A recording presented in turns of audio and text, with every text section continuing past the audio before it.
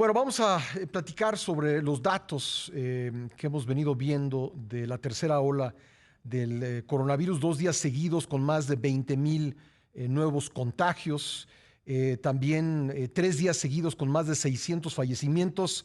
¿Qué está pasando con esta variante Delta? Se lo pregunto y saludo al doctor Alejandro Sánchez, investigador del Instituto de Biotecnología de la UNAM e integrante del Consorcio Mexicano de Vigilancia Genómica del SARS-CoV-2. Bienvenido nuevamente al programa, doctor. Buenos días. Muy buenos días, Pascal. Un saludo a ti y a toda la auditoría. Bueno, ¿qué es lo que estamos viendo? Porque si nos atenemos a las declaraciones que ha venido haciendo Hugo López-Gatell, pues esta es una variante más contagiosa, pero no más letal. Un poco me parece a mí, minimizando lo que nos está pasando. ¿Cuál es la realidad? ¿Qué es lo que está sucediendo en el país? ¿Hasta dónde puede llegar esta tercera ola, doctor? Muy bien, pues la variante Delta sí es una variante más transmisible y la letalidad no tiene que ver tanto con la biología de la variante o del virus en sí, sino más bien es una cuestión de escala. Al aumentar la transmisión, aumentan el número de casos y esto afecta directamente en la letalidad o en los casos de defunciones. Entonces no es lo mismo tener, no sé, un caso de 100 o un caso de 10 que finalmente varios de miles o de decenas de miles de casos de cientos de miles o de millones. Entonces, a manera que la transmisión aumenta, los casos de severidad y de defunciones aumentan también. Bueno, sí parece que por lo menos en el tema del contagio esto se está expandiendo rápidamente. Vemos lo que está pasando en Nuevo León, donde el secretario de Salud, lo escuchamos, pues está haciendo un llamado desesperado a la población a tener más cuidado digamos, evitar que siga propagándose el virus, y Colima, que ya llegó al 97% de saturación de los hospitales. Parece tener la misma estrategia el gobierno que en las 2 olas anteriores, tener camas disponibles, pero no medidas o estrategias para cortar la cadena de contagios, doctor. Pues sí, mira, como decías, ahorita que sí sabemos que la variante Delta es muy transmisible y hay que actuar en función de eso. Digamos que los semáforos y todo eso siempre se le dio mucho peso a la ocupación hospitalaria y es una medida que sí nos habla, pero digamos, de una manera correctiva.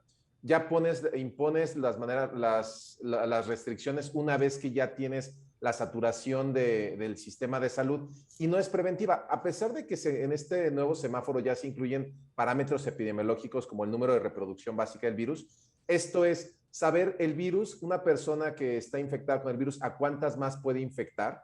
Eso es importante. Y para este virus vemos que el número de reproducción básica es de 5 o posiblemente hasta más, donde una persona infectada puede infectar a otras 5 y esas 5 a otras 5 y esas 5 a otras 5. Entonces, si te fijas, lo que estamos viviendo en el número de casos que se observan actualmente y en los últimos 2 días que han sido inauditos, a final de cuentas estamos viendo ese proceso de expansión exponencial que tiene una variante que es mucho más transmisible que sus antecesores como la variante alfa y que a final de cuentas deberían de haber tenido medidas de mayor restricción. Cabe mencionar que también hay una parte que nos corresponde a nosotros como población Sin duda. tomar las decisiones correctas y esta sería el confinamiento, aunque entiendo que hay muchas presiones sociales y económicas que no le permitirían a mucha gente optar por el confinamiento. Doctor, aquí hablamos hace unos días con Gosia Gasperovich, que es especialista de la Universidad de Calgary, y nos decía que si no cortamos la cadena de transmisión, puede venir una variante más contagiosa que Delta. Delta, como usted dice, entre 5 y 6 contagios por cada caso. Podría venir una de 8, incluso de 12, lo cual ya volvería muy difícil controlarla. Así es, lo que está pasando es que tenemos ahorita las vacunas. El problema de las vacunas es que no se están produciendo ni distribuyendo a la velocidad que se necesita para que en la población mundial podamos llegar a este porcentaje de vacunados que nos daría la inmunidad de rebaño, que corresponde al 87% de la población mundial. Entonces, este número es muy grande y es casi inalcanzable en estos momentos y por eso se tiene que redoblar el esfuerzo ahí. Ahora, este 87% en teoría se debería de alcanzar de manera sincrónica y uniforme. Y ese es el gran problema que ha habido en la vacunación mundial, que no estamos administrando las vacunas de manera uniforme. Por lo tanto, cada persona que no está vacunada es una oportunidad para el virus de seguir explorando mutaciones que le permitan encontrar ventajas para escapar del sistema inmune y en particular de aquella respuesta que generan las vacunas. Por lo tanto, es verdad, sí, podríamos esperar, ¿cómo se llama? Una nueva variante que escape a esta respuesta inmune de las diferentes vacunas y que a final de cuentas es el peligro que tenemos latente.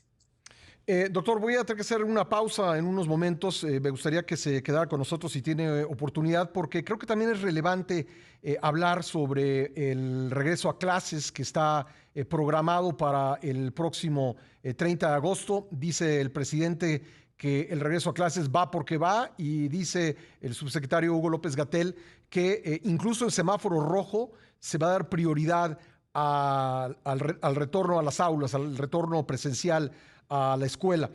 Quiero preguntarle si pues tenemos tiempo suficiente para hacer un regreso seguro a clases o si sería en estas condiciones lo que estamos viendo, pues mejor posponer esta determinación. ¿Me permite hacer una pausa y regresamos para tratar este tema? Por supuesto, Beltrán, aquí Gracias, seguimos. muchas gracias. El doctor Alejandro Sánchez, investigador del Instituto de Biotecnología de la UNAM. Volvemos a seguir. Línea, doctor, entonces le preguntaba, ¿volver a clases se puede en condiciones seguras o estaremos como sociedad incurriendo en un riesgo? Mira, el regreso a clases sí es algo que se tiene que repensar y sobre todo evaluar todos los elementos disponibles en la mesa y las evidencias, ¿no? Por un lado, para redondear la parte de las vacunas, ¿qué sabemos de las vacunas? Las vacunas no están ayudando a cortar la transmisión del virus porque su porcentaje de eficacia para ese rubro ha bajado muchísimo con la presencia de nuevas variantes. Lo que sí se sabe es que todas o una gran mayoría tienen porcentajes de arriba del 90% para evitar los síntomas graves y sobre todo las defunciones. Ahora, tomando en cuenta esto, pues las vacunas junto con todas las medidas de seguridad que ya hemos venido manejando, dan la mejor opción que tenemos en este momento para cortar la transmisión del virus. Por lo tanto, cualquier persona que no esté vacunada en este momento o que no tenga el esquema de vacunación completo, sigue siendo una persona vulnerable. Entonces, partiendo de ese supuesto, los niños que ahorita finalmente se tiene la autorización en México por la COFEPRIS para vacunar a los infantes o los menores de edad de entre 12 y 15 años, pues finalmente ahorita yo no he visto que hayan abierto este bloque para la vacunación.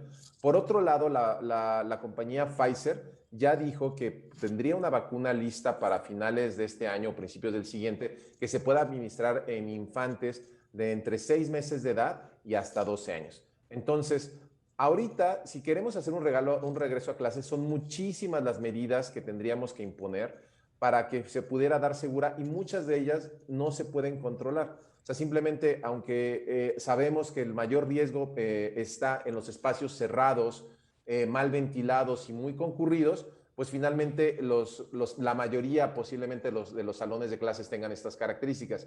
Si esto le sumas que cada persona tiene una manera de moverse diferente, pues finalmente habría que detectar toda la movilidad de la plantilla estudiantil para detectar los riesgos. Entonces, aquellos que viajan en transporte público que posiblemente va abarrotado, ya están en un riesgo indirecto, pero que está relacionado con este regreso a clases. Ahora, ante ciertos riesgos que son inciertos, el mejor panorama es actuar como si fuera el peor de los casos. Entonces, a final de cuentas, se sabía que la variante, bueno, que las variantes anteriores a la Delta no afectaban tanto a los menores de edad por una cuestión biológica.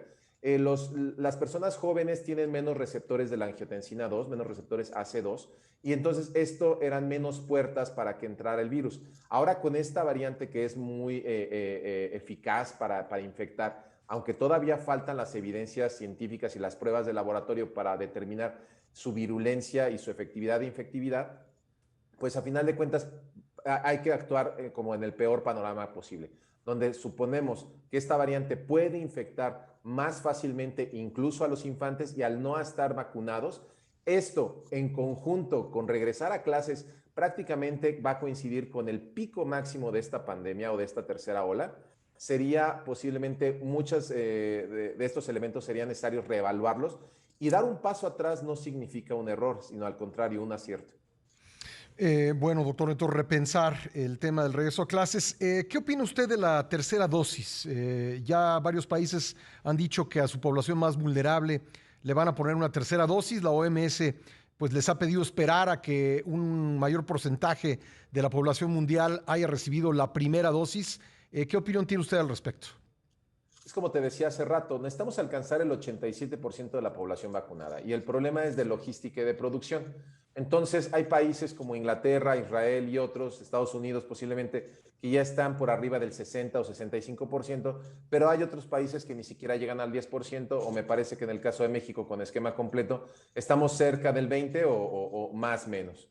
Entonces, si partimos del supuesto que necesitamos esta inmunidad de rebaño alcanzarla de manera casi sincrónica, pues a final de cuentas el empezar a atomizar los recursos y las vacunas en grupos vulnerables que no son menos importantes, pero que no representan el grueso de la población, entonces estaríamos atomizando el recurso. Yo, en mi opinión, considero que se debería redoblar el esfuerzo para acabar el mayor esquema de vacunación posible en la mayoría de los lugares y después ir distribuyendo poco a poco en estas poblaciones vulnerables y sobre todo porque tampoco hay evidencias de que haya un decremento significativo de la respuesta inmune que generaron su esquema completo en adultos mayores. Sí en inmunosuprimidos o personas inmunocomprometidas, pero no todos los adultos mayores necesariamente van a presentar una baja en su sistema inmune.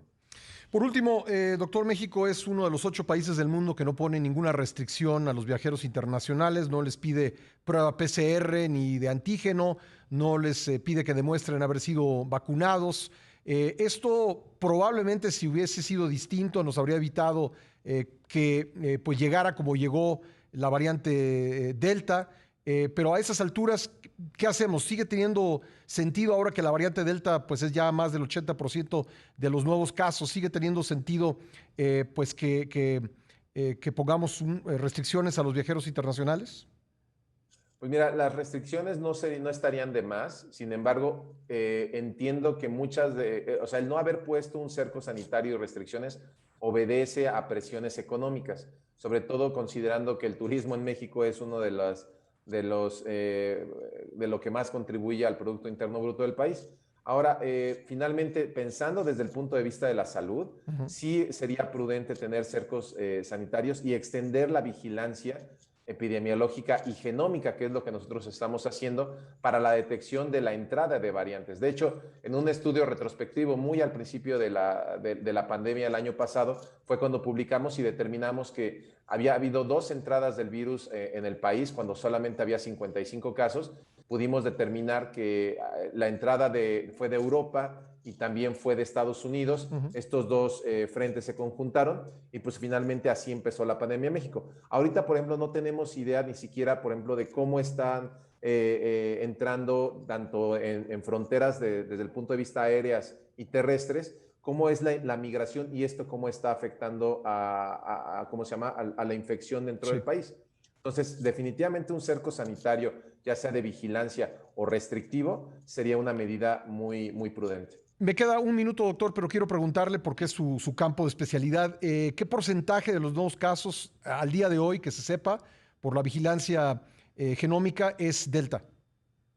Mira, los resultados que tenemos son a muestras del 15 de julio y finalmente ya vemos en el país una distribución de un poquito más del 60% de los casos de la variante Delta. Sí. A reserva de los sesgos que pueda tener por el tamaño de la muestra, ya es un número significativo e incluso ya en entidades particulares como la Ciudad de México, el Estado de México, este número se puede elevar por arriba del 80%.